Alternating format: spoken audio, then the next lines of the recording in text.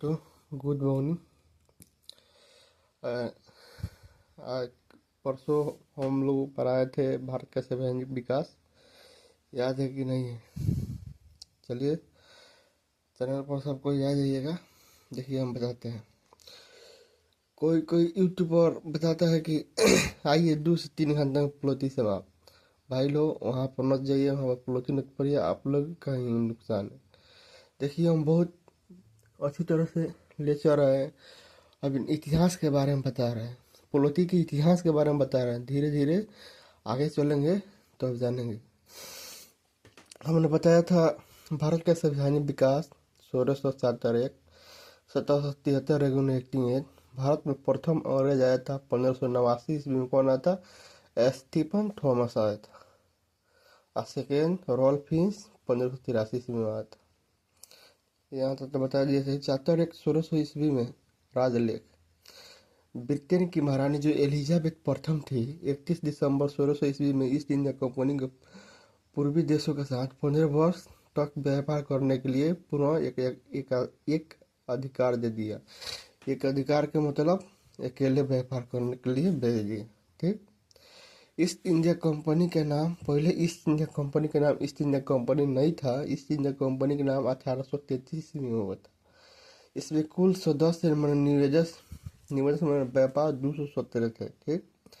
East India company का 1600 में नाम क्या था? The government and company of merchants of London training in east India. पहले नाम था। आप लोग पिछली कक्षा में बता दिए थे।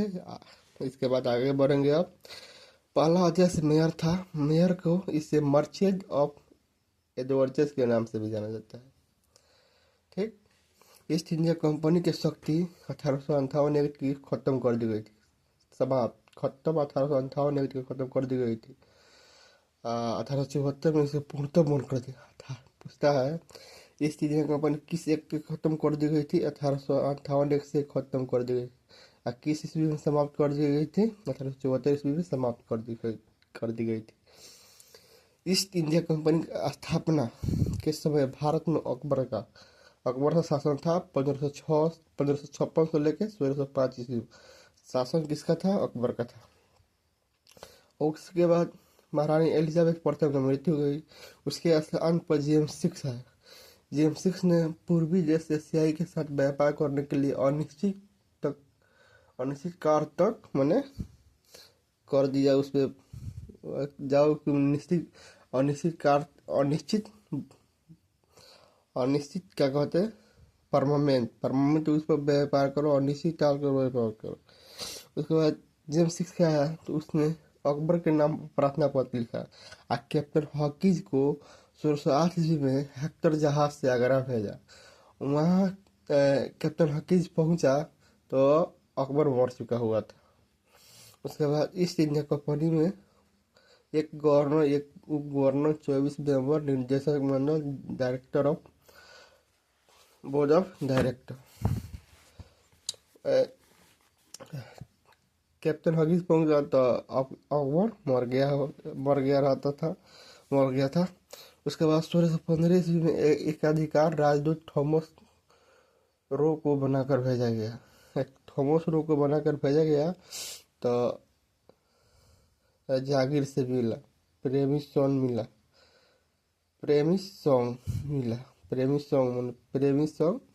फिर सॉन्ग का दीवान था। सॉन्ग मन संगीत का दीवान था प्रेमी सॉन्ग। इसने जहांगीर के फारसी भाषा में अनुवाद किया था। इसने जहांगीर ने इसे 40 उपहार दिया था। और उपाधि दिया था, आप लोग याद कीजिएगा। उसके बाद अंग्रेजों का व्यापार बढ़ता गया। पहले धागा वस्त्र 1/3 कर देते थे इस इंडिया कंपनी के। अब 2% वेस्ट बंगाल में थे तो औरंगजेब को मामा ने 2% के बदले 3.5% माना था। औरंगजेब का मामा क्या था? शाहिजत खान था। उसके बाद 1607 ईस्वी में औरंगजेब की मौत हो गई। उसके बाद ईस्ट इंडिया कंपनी में 1717 ईस्वी में फ्रॉक्सियर बना, जो उसको पांडु रखा। एक सिक्स मंडल का, सिक्स मंडल में 4 सदस्य थे। एगो जॉन सर्वेन, एगो डॉक्टर हेलविंटर, एविटर टवाचा था। तो जॉन सर्वेन ने फ्रॉक्सियर का इलाज किया। 1713 से 19 तक इलाज चला, ठीक हो गया। उसने खुशी होकर बंगाल, बिहार, उड़ीसा में फ्री टैक्स करने का व्यापार कर दिया। उसके बाद ब्लैक होल की घटना, ब्लैक होल की घटना जब बंगाल पर अंग्रेजों ने चढ़ाई किया था, तो 20 जून 1756 ईस्वी में वहाँ के सिराजुद्दौला एक शासक था। सिराजुद्दौला ने एक कमरे में 146 लोगों को बंद कर दिया था। अगले दिन खोला गया था, तो उसमें से 23 आदमी 146 आदमी में 23 आदमी जिंदा था। 23 आदमी जिंदा था। तो अंग्रेजों में एक खौफ पैदा हो गया। ये बहुत दर्दनाक मौत था। एक ठोप पानी भी नहीं दिया गया। उसमें 23 में एक होलवेल था, जो अपनी पुस्तक बॉर्न देयर लाइफ में वो जिक्र किया था। उसके बाद कलाई और सिराजुद्दौला का लड़ाई हुआ। इसके सिराजुद्दौला के जो ये था सेनापति मीर जाफर, वो धोखा दे दिया और कलाई सजा मिला। उसके बाद इसका मृत्यु हो गई। पूछता है सिराजुद्दौला के दो विश्वासी सैनिक कौन थे? मीर मदन और मोहनलाल, दो विश्वासी सैनिक थे। उसके बाद बक्सर युद्ध हुआ 22 अक्टूबर 1764 ईस्वी में। बक्सर युद्ध हुआ। ये बक्सर युद्ध हुआ 22 अक्टूबर 1764 ईस्वी में। उसके बाद एक ओर से मीर कासिम, शाह आलम द्वितीय, सिराजुद्दौला, एक ओर से हेक्टर मुनरो था। जो लड़ाई हुआ तो अंग्रेज जीत दिया, हेक्टर मुनरो जीत गया। 23 जून 1757 ईस्वी को पलासी का युद्ध हुआ। पलासी का वार हुआ। पलासी का वार हुआ। पलासी का वार हुआ, ठीक। उसके पलासी के वार में कलाई था। कलाई था।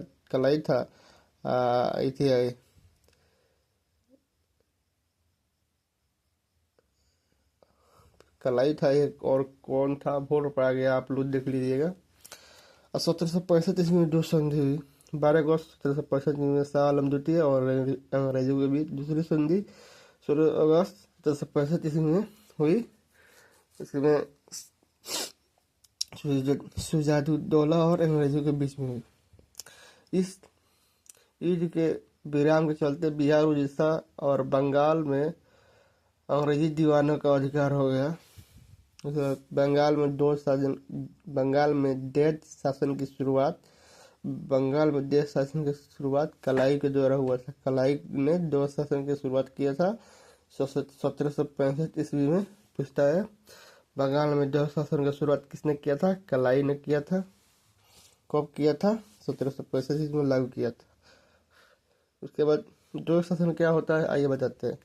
एगो राजस्व होता है, एगो न्याय होता है। वो राजस्व ईस्ट इंडिया कंपनी का था। ईस्ट इंडिया कंपनी का था। और न्याय प्रशासन लोक शिकायत नवाब करते थे। जो मैंने राजा के जो अधिकार, जो स्टेट का अधिकार होता था, वो ईस्ट इंडिया कंपनी का था। और न्याय प्रशासन लोक शिकायत जो जहाँ के नवाब होते थे, जैसे यहाँ से तो मुनरो जीत गया न, तो मुनरो नवाब बना, तो वो सुनवाई कराता था। उसके बाद चैप्टर 1 1726 में, चैप्टर 1 1726 में कलकत्ता, मुंबई, मद्रास प्रेसिडेंसी को गवर्नर को कानून बनाने की शक्ति दी गई थी। जो चैप्टर 1 1726 ईस्वी में हुआ था, उसमें कलकत्ता, मुंबई, मद्रास प्रेसिडेंसी के गवर्नर और कानून बनाने की शक्ति दी गई थी। इसमें पूछता है कब प्रेसिडेंट को गवर्नर को कानून बनाने की शक्ति दी गई थी किस चार्टर एक्ट के तहत? तो 1726 चार्टर एक्ट के तहत। ठीक है, उसके बाद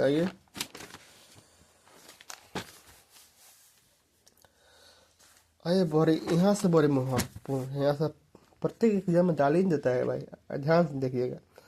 देखिए 1773 के रेगुलेटिंग एक्ट, 1773 का रेगुलेटिंग एक्ट था, उसमें ब्रिटिश पीएम नॉर्थ था। पूछता है 1773 के रेगुलेटिंग एक्ट में ब्रिटिश पीएम कौन था? ब्रिटिश पीएम नॉर्थ था, जो गुप्त समिति की सिफारिश पर गुप्त समिति कब बना था? गुप्त समिति 1772 ईस्वी में गठित हुई थी। ठीक, ब्रिटिश पीएम 1773 के रेगुलेटरी एक्ट के तहत ब्रिटिश पीएम नॉर्थ था, जिसने गुप्त समिति के सिफारिश पर बनाया गया था। गुप्त समिति को बना था 1772 ईस्वी में बना था। ठीक, उसके बाद 1773 के एक्ट ईस्ट इंडिया कंपनी का व्यापार दोषों को दूर करने के लिए लाया गया। मैंने इस 1773 के रेगुलेटिंग एक्ट था ईस्ट इंडिया के व्यापक दोषों को, मतलब व्यापक जो ईस्ट इंडिया पर दोष लगा है, मतलब कुछ भी दोष नहीं होता है कि आदमी खराब है, बुरा है, उसी तरह ईस्ट इंडिया कंपनी के दोषों को दूर करने के लिए किस एक्ट आया है? तो 1773 के रेगुलेटिंग एक्ट आया है। इसी 1773 के रेगुलेटिंग एक्ट के समय बंगाल का गवर्नर और बंगाल का गवर्नर जनरल होगा।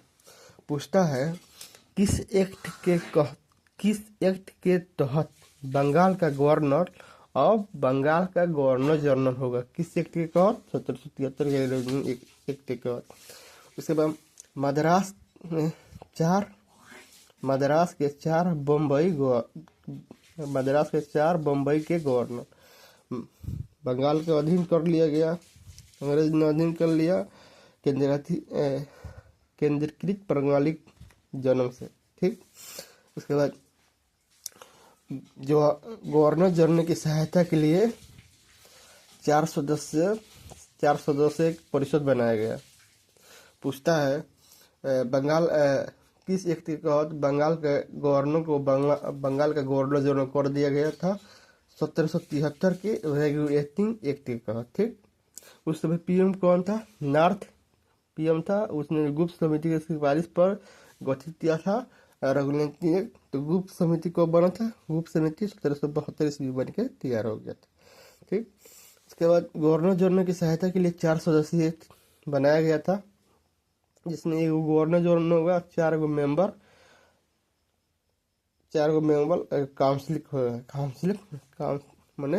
काउंसिल माने चुनाव होगा 4 गो मेंबर से बहुमत से। ठीक, डिसीजन कैसा होगा? बहुमत से होगा। ठीक, पूछता है किस एक्ट के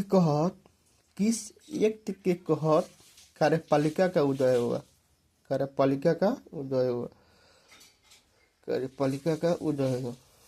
किस एक्ट के तहत? VVI लगा लीजिएगा। किस एक्ट के तहत कार्यपालिका का उदय हुआ? तो 1773 के रेगुलेटिंग एक्ट के तहत। उसके बाद 1774 में कलकत्ता में सर्वोच्च न्यायालय का स्थापना हुई। 1774 में कलकत्ता में सर्वोच्च न्यायालय की स्थापना हुई। पूछता है किस एक्ट के तहत कार्यपालिका का उदय हुआ? 1773 के रेगुलेटिंग एक्ट के तहत। उसके बाद किस एक्ट के तहत कलकत्ता में सर्वोच्च न्यायालय का स्थापना हुआ? तो 1773 के रेगुलेटिंग एक्ट के तहत 1774 ईस्वी में कलकत्ता में सर्वोच्च न्यायालय की स्थापना हुई थी। एक कैसा न्यायालय था? एक अभिलेख न्यायालय था। न्यायपालिका का उदय भी 1773 के कार्यपालिका और न्यायपालिका के उदय भी 1773 के रेगुलेटिंग एक्ट के तहत ही हुई थी। ठीक, उसके बाद इसमें एक मुख्य न्यायाधीश थे, इसमें चार गो थे। चार गो में एक मुख्य न्यायाधीश जिसका एलिजा इम्पे नाम था। एलिजा मुख्य न्यायाधीश का क्या नाम था? Elijah Impey. मुख्य न्यायाधीश का क्या नाम था? Elijah Impey. इसमें तीन और अन्य न्यायाधीश थे जिसमें चेम्बर्स, लेवेस्टर और हाइड डाउन था। एक मुख्य न्यायाधीश थे जिसका नाम एलिजा इम्पे था, और तीन अन्य न्यायाधीश थे जिनका नाम चेम्बर, लेवेस्टर और हाइडे था। कंपनी पर नियंत्रण के लिए 24 डायरेक्टर्स एक बचा 4 हर वर्ष सेवानिवृत्त कार्यकाल 4 वर्ष का था। कार्यकाल कितना वर्ष था? 4 वर्ष था। कार्यकाल 4 वर्ष था। इसमें 100 पाउंड शेयर वोट का अधिकार, 100 पाउंड शेयर करना और वोट का अधिकार था। कर्मचारियों को बिना लाइसेंस निजी व्यापार नहीं करने दिया जाएगा, रिश्वत नहीं लिया जाएगा, उपहार में कुछ भी नहीं लिया जाएगा। और 1773 के रेगुलेशन एक्ट के तहत कर दी गई थी। 1773 की रेगुलेटिंग एक्ट की कमियों को दूर करने के लिए किस एक्ट आया था? तो एक्ट ऑफ सेटलमेंट आया था। कब आया था? 1781 में लाया गया था। ठीक, लाया गया था 1781 में लाया गया था। 1773 एक्ट को कमियों को दूर करने के लिए 1773 एक्ट को कमियों को दूर करने के लिए एक्ट ऑफ सेटलमेंट 1781 में लाया गया था। इसमें गवर्नर जनरल का कार्य में सर्वोच्च न्यायालय हस्तक्षेप नहीं करेगा। इसमें जो 1773 के एक्ट ऑफ सेटलमेंट आया, इसमें गवर्नर जनरल का कार्य में सर्वोच्च न्यायालय हस्तक्षेप नहीं करेगा। कार्यपालिका न्यायपालिका का पृथक्करण है। इसमें कार्यपालिका 1781 में एक्ट में बताया गया है, कार्यपालिका से न्यायपालिका का पृथक्करण है। उसके बाद काली मिर्च, हाईलैंड, नीदरलैंड, सोपी। उसके बाद एक क्वेश्चन है, क्वेश्चन आप लोग बता दीजिएगा। भारत में ब्रिटिश इंडिया कंपनी के शासन भारत सरकार अधिनियम 30 के समाप्त कर दी गई थी। 1858 को एक समाप्त कर दी गई थी। इस इंडिया कंपनी के समय भारत में शासन कौन था? अकबर था। ये सब बन जाएगा।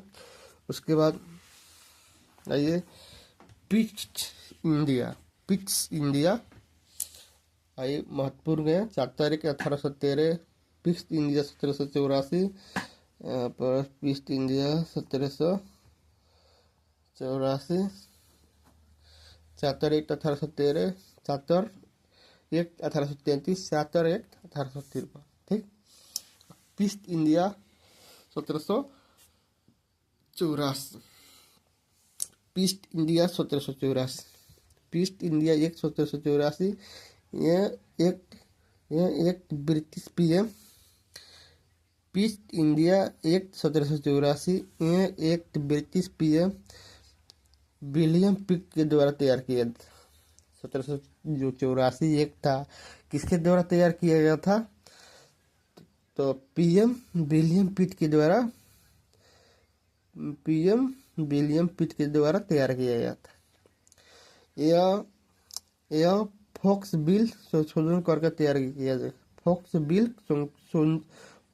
बिल संशोधन कर तैयार किया गया था।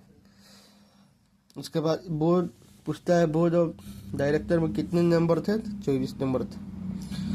नॉर्थ प्लस फोक्स मिली जुली सरकार किस एक्ट में आई थी?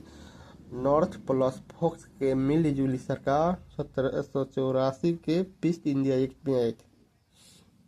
ठीक, ईस्ट इंडिया एक्ट, इसमें व्यापार राजनीति दो हो गया था। उसके बाद 1784 एक्ट में कंपनी को व्यापारी और राजनीतिक कार्य को अलग कर दिया था।